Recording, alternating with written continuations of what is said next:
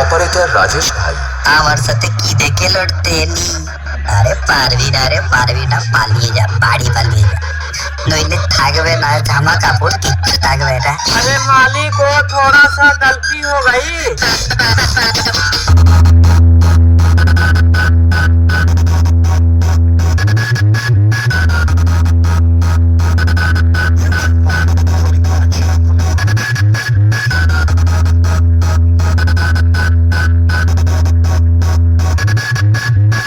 यही नहीं, अभी और सुनिए।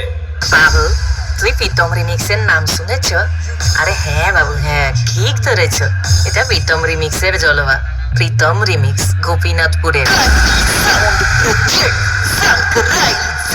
অপারেটর রাজেশ ভাই, লড়বি, ঘটি বেঁকিয়ে দিবে।